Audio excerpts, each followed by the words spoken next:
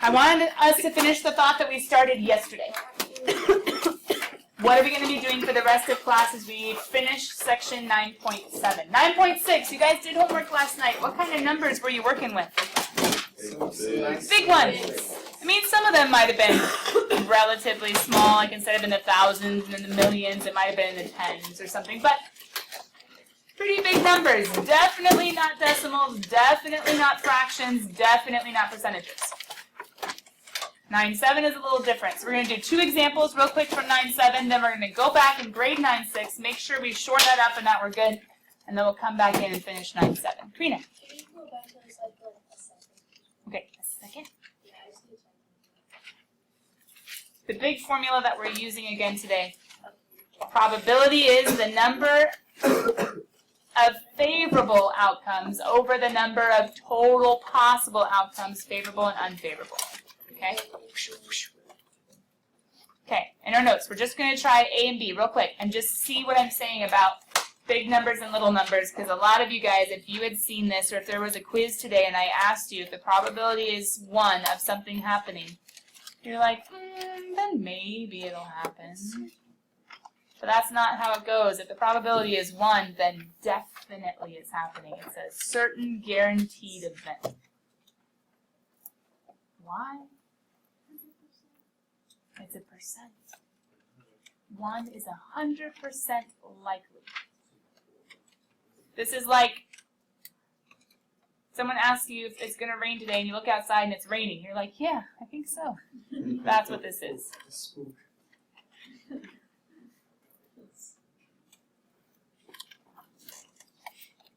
Well, there have been times before where I am watching like a weather report, it's raining outside. They're like, oh, it's, 60% likely. I'm like, mm-hmm. And it's raining outside. I heard it's like the percentages are just the percentage that rains over, like over an area. That's a good question. That's what I thought it was. That would make more sense. But the problem is I think how most people interpret it is how likely it is to actually rain. Oh, that's true. That's an interesting question. We need to clear that up. That's a problem for myself. Clear that up. Man, more weather terminology. Nice. Not intended. It's raining in the freaking restaurant is open. Somebody liked meteorology. Who was it? It's Who outside. was it? I think so. Alright, what'd you guys do for letter A? You were supposed There's to. gotta be there. Alright, here we go. Letter A. Let's talk it out. You toss 2 coins. What's the probability that both land heads up? 25%? How'd you get there?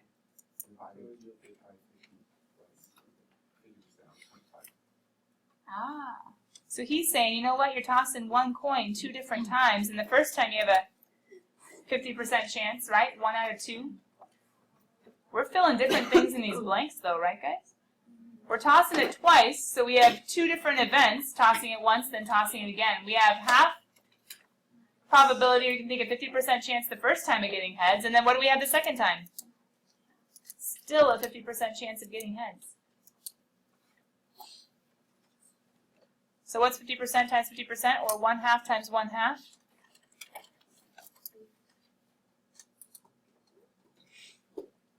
25% chance of getting heads. Now, could we also list out the possible outcomes? You flip 2 coins. What's one way they could land? Heads and then tails. What else? Tails and then heads. What else? We already have that one, though. Tails, tails. Or? Question.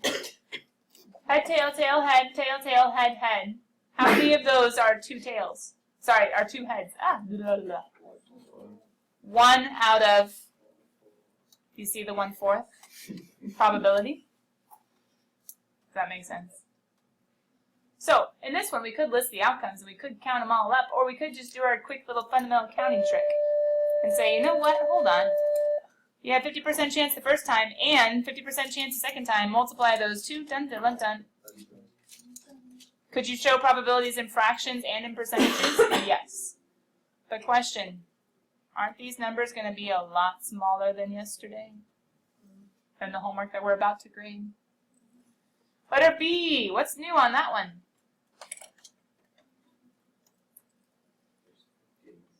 Situation, you draw one card at random from a standard deck of playing cards. Uh-oh, let's see if you guys know your cards. Some of you can visualize this and say, hey, I know a deck of cards, and I know how many aces there are in a standard deck. 4. And I know how many cards are in a standard deck. 52. We're saying not jokers. If they had jokers, then it'd be 56, right? Oh, 1 out of 13. Huh? How about 1 out of 13?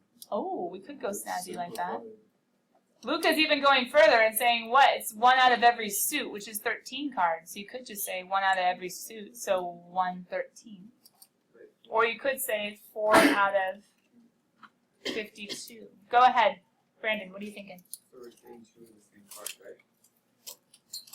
Huh? Nope, we're just drawing one card. Oh. Or 1 card. It's simpler than what you're thinking. Drawing one card. So let's think of it this way. What's the probability of picking one ace? When you think of, okay, how many aces, number of, how many aces out of how many total cards? Does that make sense, guys? Yeah. The special event is getting an ace, and the sample space is, well, all the cards, whether or not they're an ace. So then you're able to use your probability formula and say, sweet, okay, there are 4 aces out of 52 total cards, and those are my chances. That's my probability. Those are my chances. That's my probability of getting this one ace this one time. And then Luca's already pointed out it's the same thing as 1 out of 13. So we could just answer the fraction, or we could go ahead and find the decimal. Guys, how would you find that decimal real quick in your calculator? Divide and then just. Yeah, you could do 1 divided by 13, right? And then you just take your decimal, whatever it is, and then move it 2 places. And you have your percentage. Questions on these two? What kind of numbers are in section 9.7? Smaller. Little decimals that stand for percentages. 9.6, a little bit different. Let's go grade 9.6 and just see one more time the difference between probability versus just how many ways possible. How many ways could you get this result versus what's the probability of getting a result? All right, here we go. All right. Oh, guys, I'm grading. Here we go, number 8. 6 ways. Take all the numbers and count them up. 6 ways. Number 10, 3 ways. Shh, if you're not grading, you better be quiet, not to draw attention to yourself that you're not grading. Ooh, did we not meet our goals last time? Yeah, we did. 8, 6, 10, 3, 12, 4, 14, 6. Number 20, 2 to the 12th, aka 4,096. It'd be 2 times 2 times 2 times 2 times 2 times 2. Is this another heads, tails? Was that a coin problem, number 20? Oh, it was true or false. Do you see why I was thinking coins, though? How many ways can there be of flipping a coin? 2 different ways. How many ways can you answer true and false? True or false, 2 different ways. They didn't include leave it blank, but you should never leave it blank, right? Not if you can make some sort of educated guess. You guys are already checking 24. But don't just check the final answers, check the blanks. 9, 10, 10, 10, 9, 9, 8, 7, 4, 10, 10, 10, 9, 10, 10, 5. This was very similar to the example we did in notes. You can check your 36, 46, and 54. Today's March 23rd? Yeah.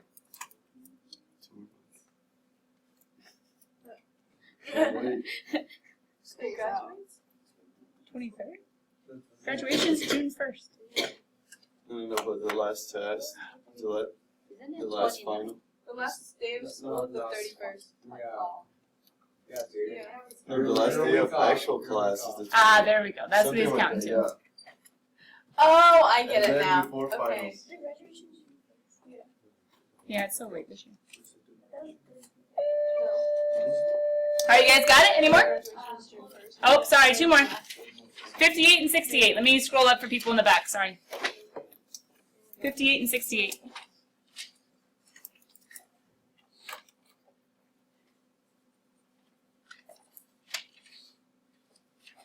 All right, questions?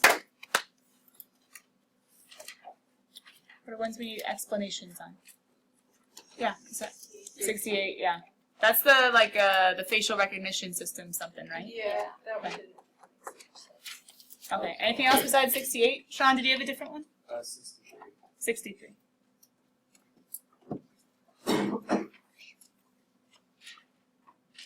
So hope he doesn't freeze. Don't freeze.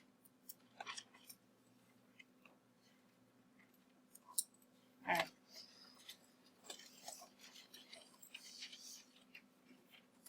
Let's start with 63 and let's go to 68. 63 is the defective units, kind of like the TVs that we saw yesterday, sort of, kind of. What's different? Let me make it a little bit bigger.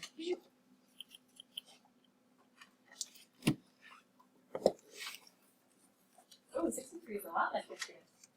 What's true?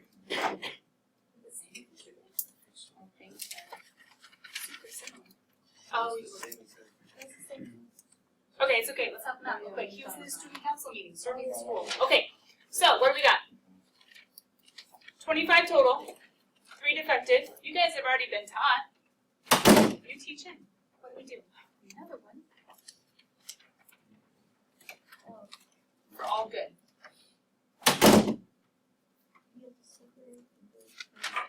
Good. So think of the 25 in terms of how many good, how many bad.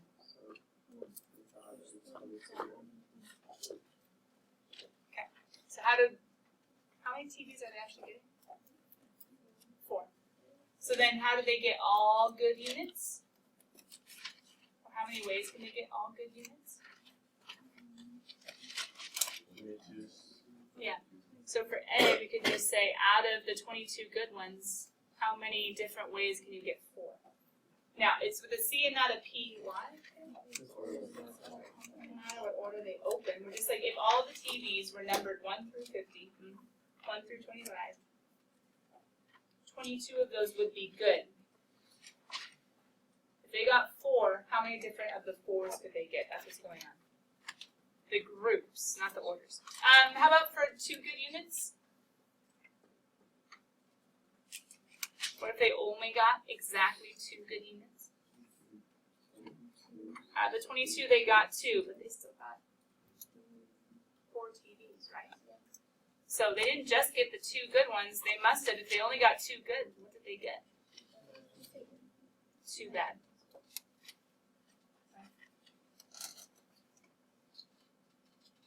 And how did we do the last one, guys? That was kind of the hardest one, the at least. Remember him? What's one way of getting at least 2 good units? Like letter B. Doing letter B, the 22C2 and the 3C2, or, which is going to be a plus. So 22C1. Ooh, at least you're going the wrong way. At least 2 good, so it could be 22C3. So you could have 3 good ones. And that would mean how many bad ones? Or you could do letter A, 22C4. And guys, we saw yesterday, can you actually put this in your calculator and like add them all up? Oh, yeah. You can do the NCR multiple times. All right, Sean, is that good? Okay, number 68, the facial recognition-y one. How many choices in this account? How many choices need to be made in order to try to come up with a face? We have hairlines, sets of eyes, and eyebrows. That goes together, right? Hairlines, eyes with eyebrows, noses, mouths, and then chins and cheek structures, which also goes together. So we have to choose one of each. So how many choices are there for hairlines? 195. And you're choosing eyes and eyebrows.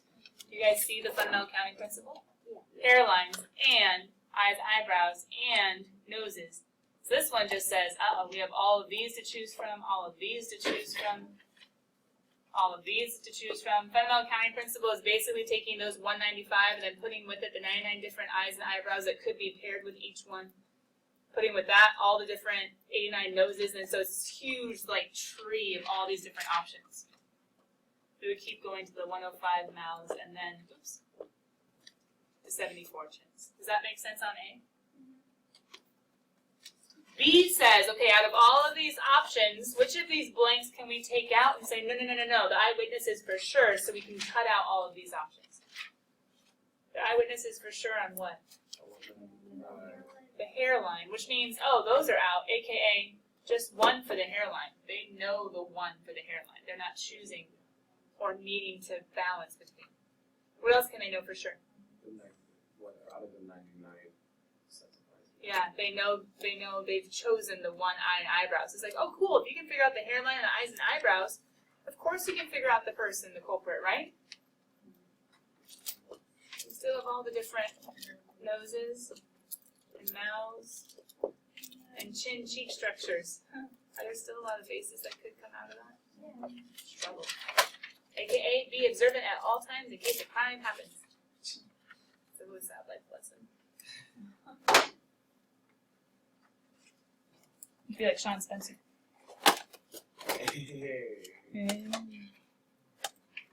Maybe I watched Psych before and been like, yeah, I'm not even near that observant, so I have no clue if anything ever did happen. Yeah. You guys don't watch Psych. Okay. So, Sean does. It's not free on Netflix anymore, Sean. That's why they're not watching it. Alright. I think with that, those are just the answers that you guys should have gotten from, and it's the exact same setup that we just did. Alright, cool kids. What are we checking tomorrow? 9-7. As you guys transition back to your notes. There's not a lot of time today, so in your groups, do whatever you think you need to do. Check in on their goals, A, and then see how they're going to finish off their week for tomorrow. Ready, set, go. You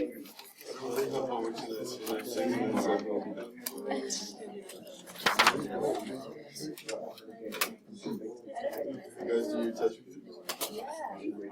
The test description. Oh, yeah.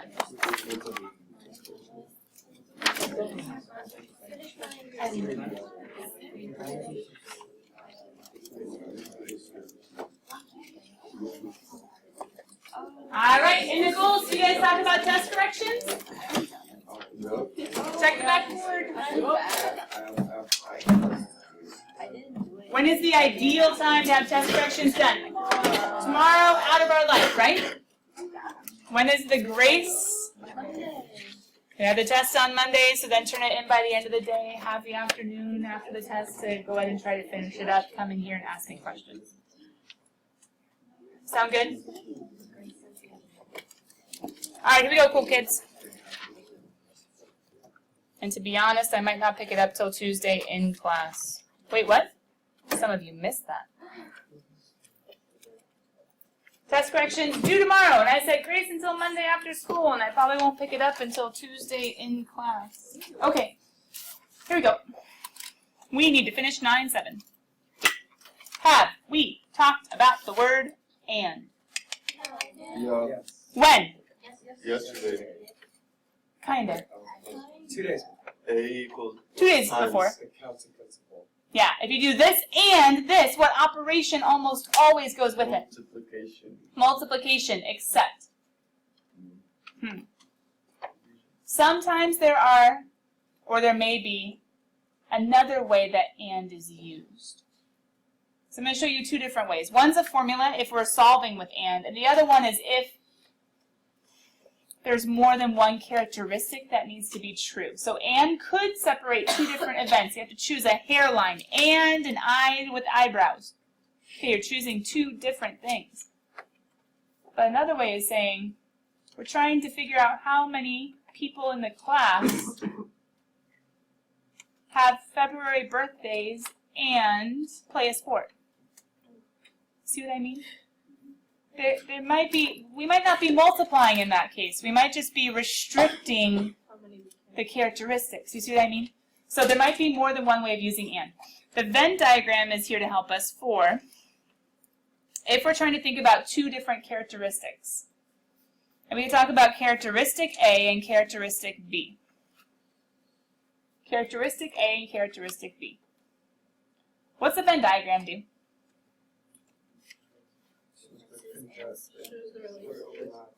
Yeah, it shows the relationship between data, kind of, right? So it groups data based on characteristics. So we're saying characteristic A and characteristic B. So I might actually change this for the Venn diagram. We're talking about characteristics, okay? Like what we said with the February birthday and plays a sport. I'm going to actually put the A and B down below. A and B. Characteristics. I forgot where I left off. Okay. So, if right now we were to go ahead and use my example of characteristics, and if I was to label A as February birthdays, and B is plays a sport, I would first of all ask, any of you guys have February birthday to raise your hand? We have 1 and we have 2, that's it? 2 Februarys, okay. So we have technically underneath February birthdays, we have Nolani and Carrie. Now how many of you guys play sports? Okay, lots. Hold on, count it up. We have 1, we have 2, we have 3, we have 4, we have 5, we have 6, we have 7, we have 8, we have 9, we have 10, 11, 12, 13, 14, 15, 16, 17, 18. We have 18. That's a pretty high percentage. Now, how many of you guys have February birthdays and play a sport? So who's in the middle? Nolani's in the middle, right? And how many people are over here and playing sports? No. 17, because question, doesn't playing sports, doesn't it have the 17 and the 1? Oh, yeah. And how many February birthdays do we have? 1. We have 2, but we already have Nolani in there in the middle, so then all we have over here, 1, right? And we could list out the names and all that jazz, but that's how Venn diagrams work in the sense of classifying. We'd have 1 that has the February birthday, but not the playing sports, 17 that plays sports, but not the February birthday, and we have 1 that's chilling in the middle, yeah? Question, Karina, do you still have it? Okay. Now hold on, let's try to think of not just characteristics, let's think about events happening as well. Formula. What if we are trying to think about the probability, that's this section, right? The probability of characteristic A and B being true. Now to be super snazzy and mathematical, technically there's a symbol for and, it's called the intersection symbol. And it's an upside down U. You guys remember the intersection symbol? Yeah. Intersection has the upside down U, goes along with the word and, meaning true at the same time.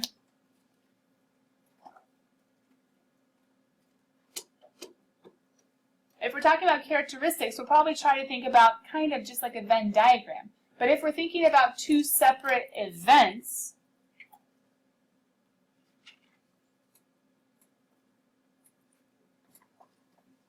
we're going to think about probability of A and probability of B, which is kind of like 2 separate events, kind of like our tossing the coin 2 times. We tossed it once and we tossed it again, so we could do the probability of getting heads the first time and getting heads the second time. The 1/2 times 1/2. That wasn't the only way to solve it. That wasn't the only way to solve it, but it was one way. There technically is a quick variation on the formula.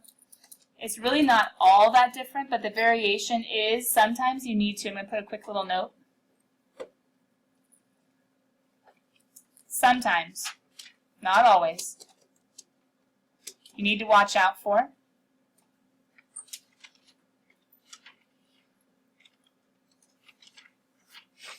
probability of B such that A. This one's kind of weird. I'm going to go ahead and quickly just define what I mean by B such that A.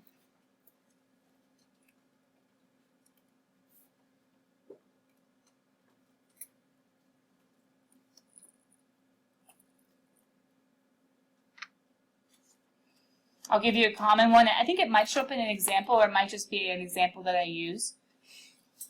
This is talking about dependent events.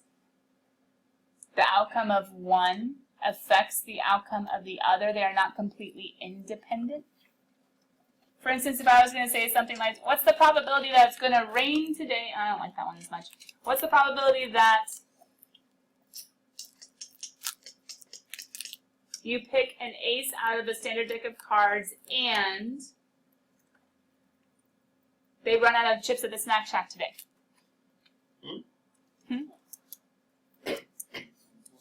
What's the probability that you pick a an ace out of a standard deck of cards and when you go to get chips, they're all gone at the snack shack today? Do those have anything to do with each other? Not really. No. Those are independent events, right? But what if I was to ask you, what is the probability that you pick an ace out of the deck and you hold on to that card and then you pick out another ace? Why are those dependent upon each other? You have to get at least one Once you before take can out get- one ace, how many cards are left in the deck? 51. And how many aces are left? 3. Your chances just went down, right? Does that make sense? So, whenever you have dependent events, or I should say related events, it could be the probability of B after A occurs. Like A happens, okay, cool, but B's chances just went down. Another way of thinking about it is if, like, engines in a certain airplane have a certain probability of failing, which is really sad, but it's like a 0.00 whatever. If engines have a certain probability of failing, let's say we're doing with a dual engine plane, is the probability of the first engine going out going to be the exact same as the probability of the second engine going out after the first engine goes out? Why aren't they going to be the same? They're the same type of engine. What happens when the first one goes out? The second one's working harder. Does that make sense? So then the chances just increase. It's working harder. It's bearing more of a load than it's meant to. So then the chances for it going out just increase. Maybe not by a lot, but it increased. Anyway, let's keep going.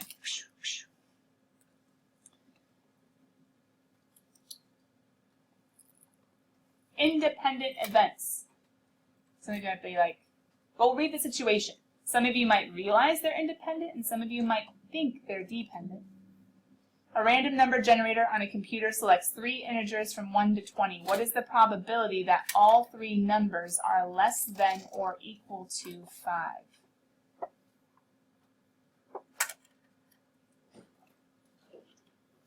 Oh yeah, have to use C, right? C for computer generating? No, we don't have to use C. No, like 10, I don't know, like 20, C, 5. Okay, hold on. Luke is thinking about this in terms of combinations, permutations, and there is another way of solving it. That'll be the one over on the right. But let's first try to use our idea of the 3 separate events of choosing 3 numbers. Then let's try to figure out whether that's a combination or permutation. So kiddos, hold on. A random number generator on a computer selects 3 integers from 1 to 20.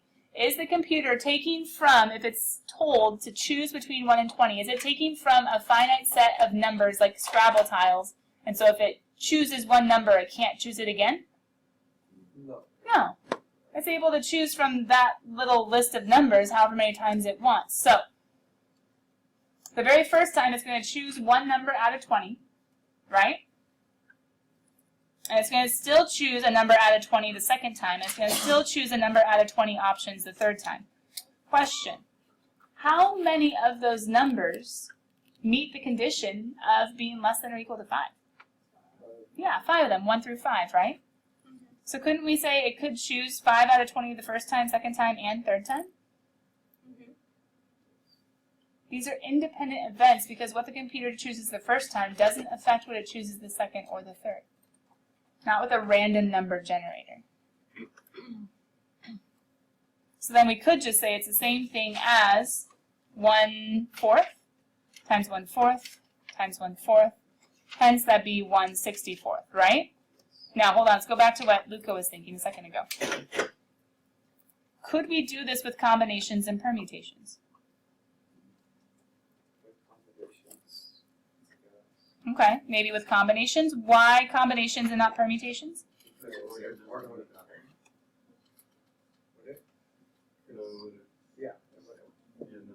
But would you count would you count, if it chose 3 and then 5 and then 7, would that be a different way of it spitting out numbers than 7 and 5 and 3?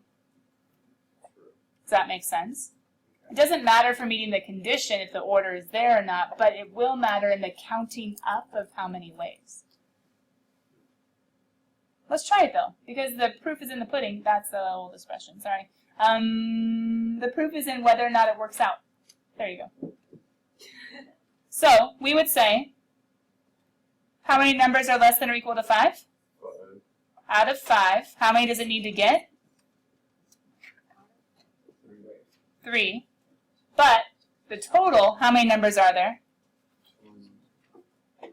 And how many different ways of doing it? Let's check it out. Try it with P, try it with C.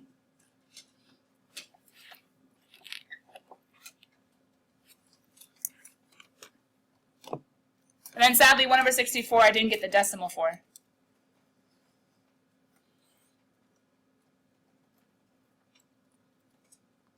Dang it. It's definitely not C.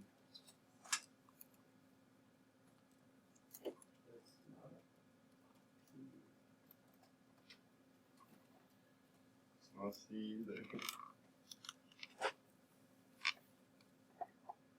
Oh. They both gave me the same. Oh, Misty. What kind of trick is that? NPR and NCR gave you the same thing? Yeah.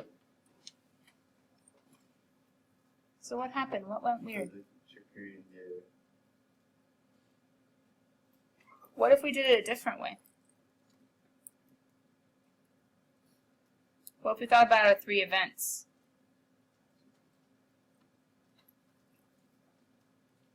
F1.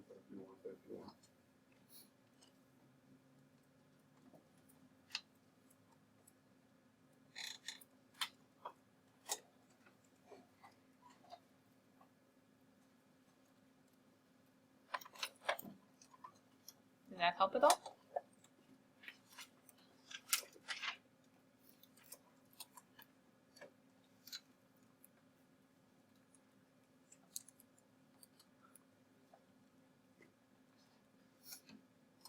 That helps. That does work.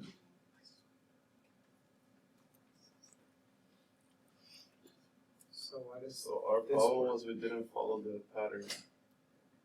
Oh, because in the end, 5p1 is going to be 5. 20p1 is going to be 20. It's 5/20. Mm-hmm. It's the idea of the separate, what am I trying to say? Separating the 3 events from each other and using the idea of and. So the first one, when we did 5p3 over 20p3, we were, how can I describe the difference?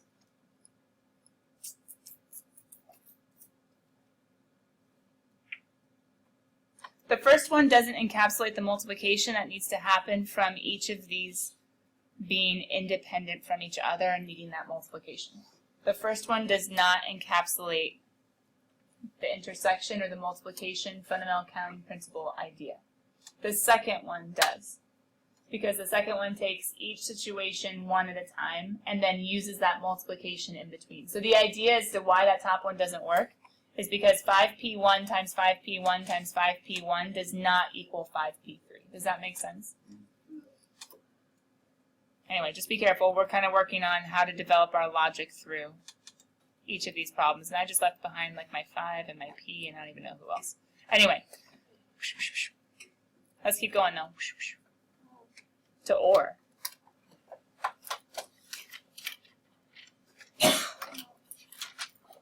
Let's keep going to or.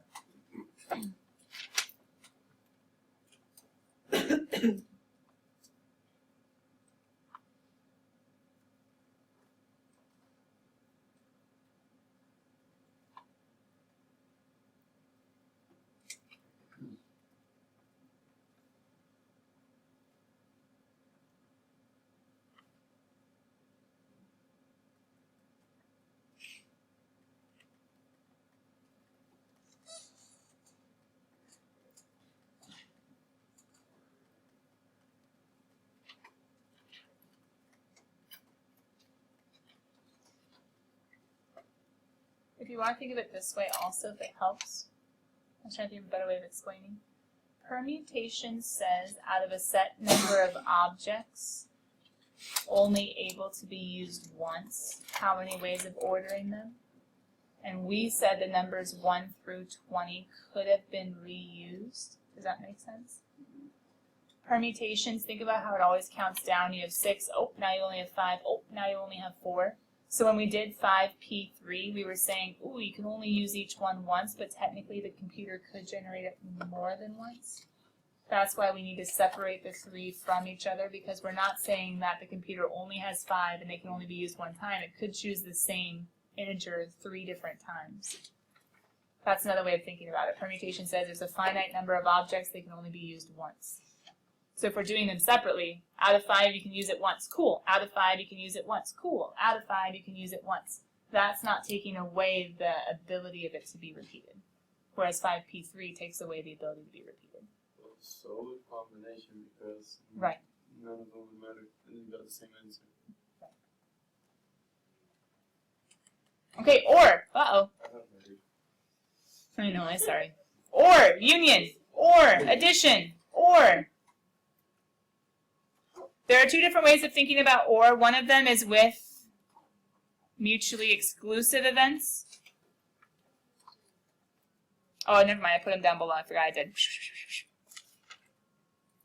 One is with mutually exclusive events, and one of them is with events where there could be an overlap. Or is addition, we already talked about that before. So if we're trying to find the probability of A or B occurring, if there is an overlap, if they could both occur at the same time, we have to do probability of A, cool, plus probability of B, cool, but then we have to subtract probability of A and B.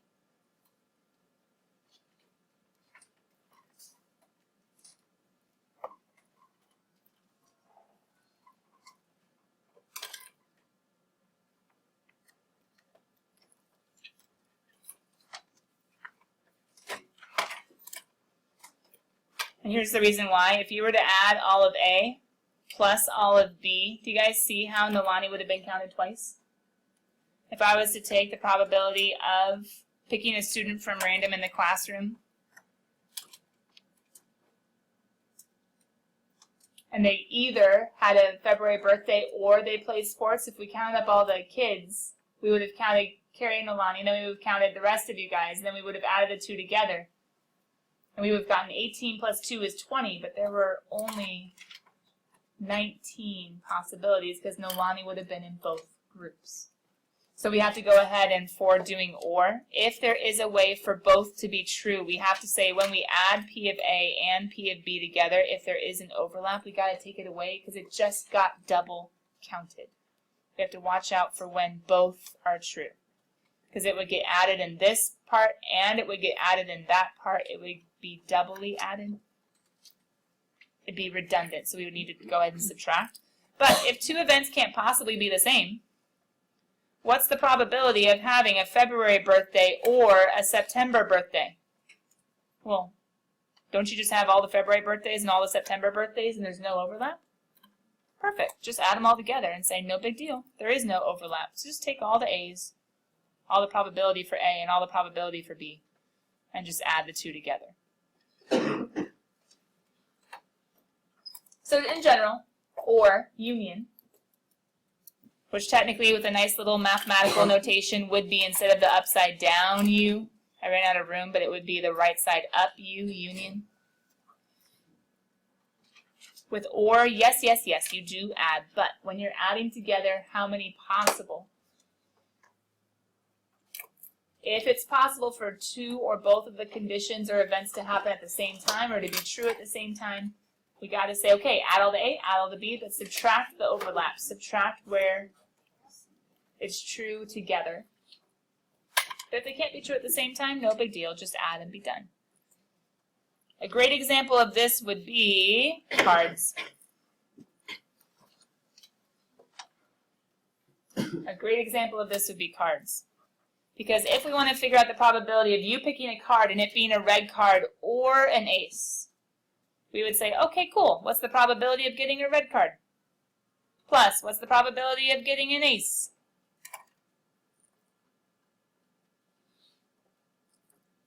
So what's the probability of getting a red card, kiddos? How many red cards are in a standard deck? Half of the cards, so 26 out of 52. Half are red, half are black. What's the probability of getting an ace? There are 4 of them, but the problem is, how many cards are red and ace? This is how the formula works. You just added up those red aces twice. So you have to subtract the probability of getting a red ace. Or you have to subtract the 2 that just got double counted. Does that kind of make sense? Add up all the reds, cool. Separately, add up all the aces, cool. Ooh, but 2 of the cards are also red. So when you add up all the red cards, if you looked at how many aces were remaining, there were only 2 remaining. So that's how you end up with 26 plus 2 would be 28. And of course, we could reduce that fraction by what? Dividing by 4? There we go. And yes, we can make that percentage by dividing and moving the decimal places, or the place, 2 places to the right.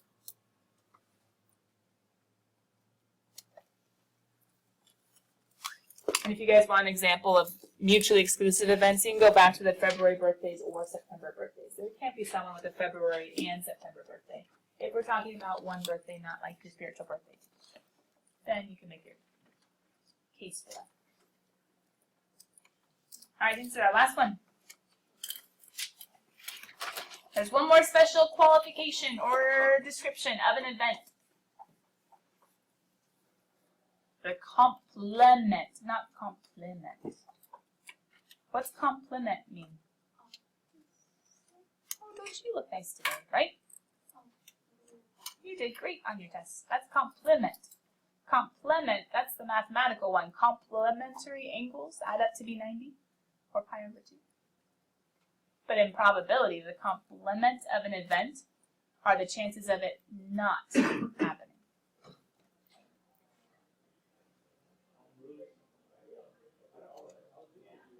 You use a little tilde sign, can we say that? Tilde? Like an NA, but not over an N. Anyway, that means not. It's not a minus sign, even though you can kind of think of it like that.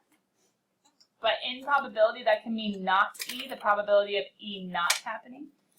And here's the idea. If you know what the probability of E to happen is, you can figure out the probability of it not happening by saying, hey, it's just 100% minus the probability of it happening. What are the chances it'll rain today? 30%. What are the chances it won't rain today? 70%? Yeah. What are the chances that you get ahead on your first throw? 50%. What are the chances that you don't get ahead? 50%. So if you guys want, because the 1 can be confusing in math, you can go ahead and say 100% minus. Just make sure that you don't do minus the decimal. Make sure you do minus the percentage probability of E happening. Sometimes it's easier to do 1 minus how something can happen. Or I should say 1 minus how something can't happen, instead of figuring out all the different ways it could happen. So let me go ahead and give you an example of when it might be easier to find the complement or use the complement instead of adding up. What words for probability do you guys know that we don't like to see because it's kind of complicated? At least. At least. No more than, because that means maybe there's lots of different ways it could happen. That's what this example is.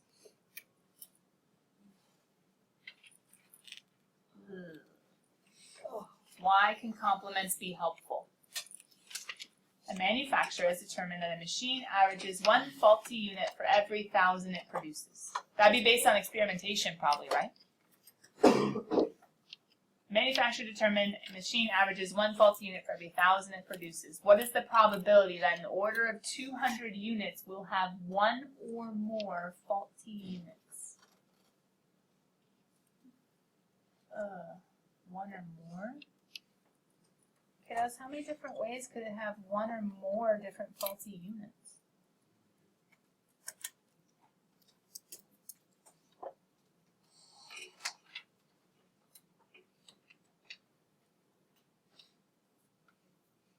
couldn't it have 1 faulty units, or 2 faulty units, or 3 faulty units, or 4 faulty units, or 5 faulty units, or 6 faulty? Oh my goodness, are we gonna add those all up?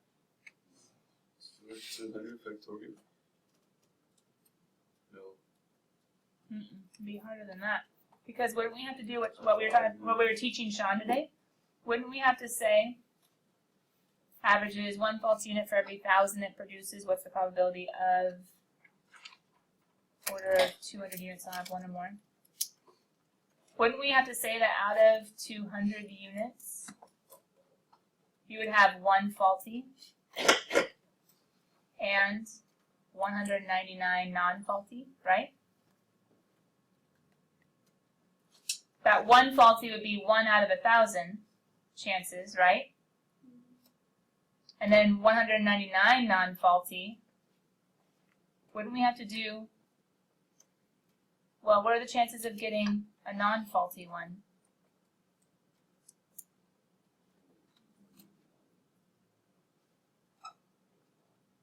That's just for the second unit. What about the third unit? Well, he would also be. What about the fourth unit? Well, he would also be. What about the fifth faulty unit? Well, he would also be. Oh, that stinks. We don't want to do that. And that's only if you have 1 and then 199 non-faulty, right? We don't want to add all those up. So let's identify a couple things we do know. What's the probability of getting a faulty unit? 1 out of 1,000, right? Those are the chances. What's the probability of getting a non-faulty unit?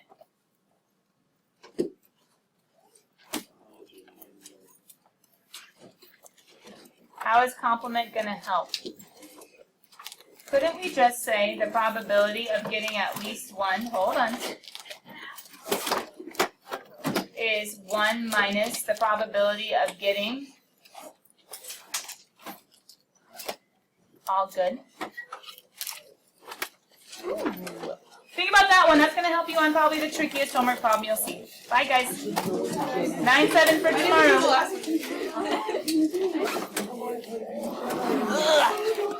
Go have nutrition. Bye-bye.